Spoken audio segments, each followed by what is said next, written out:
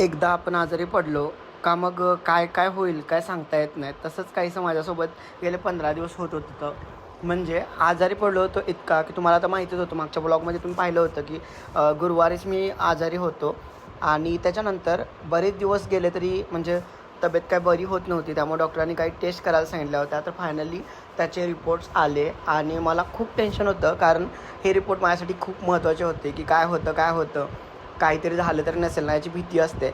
पण फायनली स्वामींना मी प्रार्थना केली होती की स्वामी काहीतरी करा आणि मला ह्यातून बाहेर काढा, म्हणजे रिपोर्ट जे आहे तर नॉर्मल यावेत असं सांगितलं होतं. आणि फायनली तसंच झालं. एक सुटकेचा श्वास मी सोडला असं म्हणायला काही हरकत नाही, कारण खूप टेन्शन होतं मला की आता माझं काय होणार तर नाही ना, काहीतरी मला होईलच का.